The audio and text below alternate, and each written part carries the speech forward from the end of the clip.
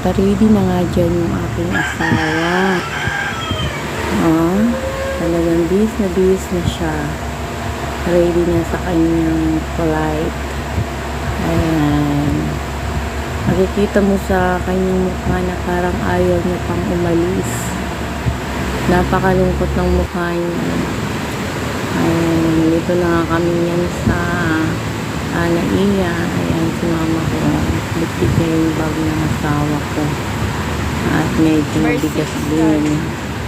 Mga papers lang naman yun. Ayan, hinahanap namin yung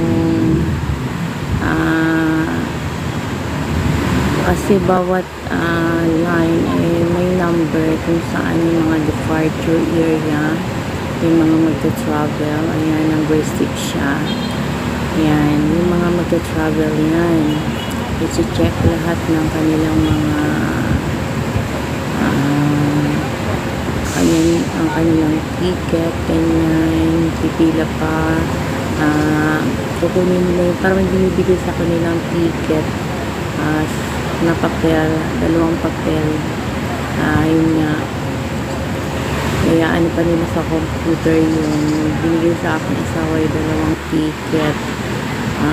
Parang ano siya, same lang naman siya, ticket. Ayan, sinet-check siya doon at ayan, hintay nga kami ni mama dito sa labas at napakatagal lang, napakadaming babiyahe papunta sa iba't ibang bansa. Ayan, dyan nga lang kami sa labas. Anong oras din kami dumating sa Manila? Siguro mga alas 4 ng madaling araw. Ayan, dumiretso kami sa Terminal 1. Diniretso kami ng driver doon, pero wala yung Southern China na airplane. Wala dun sa terminal. So sabi dito daw kami sa sa Terminal 3 pumunta at lahat ng departure dito rin sa ayan, nakaupo nga ako dyan at hinihintay ko yung aking asawa na lumabas kasi iniwan niya muna sa akin yung bag na tayo na magbitbit. Ayaw niya magbitbit ng bag niya kasi mabigat. Ayan, pumasok na nga siya doon at bumili lang siya ng kanyang food. Doon na rin sa loob at hindi din allowed na pumasok yung kasama niya. Hindi pwede yung non-passenger. Lahat lang ng passenger pwede pumasok. Pwede naman pero sa ibang door. Sila yung 6.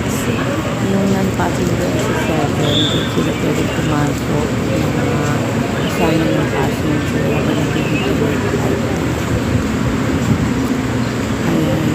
Talaga napakadami ko yung dumarating at natarating ang mga passenger. Nakikita nyo nga ako talaga kasi ang dami. Ang dami. Makikita mo yung ayan, ang init na dun sa pwesto ko kaya ay lumipat ako. Wala pa rin yung asawa ko. Di ko alam po ano nangyari kasi nga ay kuha pa siya doon ng ang dami pang pwede niyang anuhain, pati yung immigration. I-check pa rin siya. Ayan, meron nga mga stewardess na pumasok. Ang gaganda, ang tatangkad nila, para mga Chinese yung mukha. Ayan ayan na nga yung araw. Napakainit. Ayan, doon sa pwesto ko sobrang init na kaya ayun. Ayan, nilabas na yung asawa ko at pinapasok na ako dun sa dorm 7. Ayan, nagkasama kami dun sa loob. Ayan, at gusto niya daw kasi kumain at gutom na siya. Kailangan naman yung tiyan mo. Ang tamlay talaga ng time na yan. Wala siyang halos walang kain, ayaw kumain. Ayan, nag-iaya na nga siya na gusto niya daw uminom ng ng malamig na coffee. Kaya naghanap kami ng resto sa loob. Ayan, dun pala sa taas. Kaya active pa kami. Ayan, enjoy naman siya kasi kasama pa ako, pero sa nagpaano parang lungkot parang ayaw umalis ng aking husband. Ayan, umakyat nga kami at si mama ko yung kumukuha ng mga video sa amin. Ayan, dyan napakalawak pala ng airport. Ayan, sa taas mga resto. Ayan, pumasok muna kami na talagang ang kasawa ko napakatamlay ng araw na yun. Nung wala talaga sa mood na nakaalis siya. Tapos, bukod dyan, doon sa bus niya, ang talagang mali ang sultan niya, kung balik-balik sa CR, wala talaga siya sa na magkikabay siya, ayaw niya magsasabi. Ayan, murder na siya na kanyang coffee, dala yung basa na, at nanungulo na yung kanyang biscuit na talaga gusto niya ng uminom. Sobrang init na din sa labas ng at parang as pagod siya, kaya hindi pwedeng kasunod na niya talagang kailangan magpahinga siya ng isang araw bago siya magbiyahe.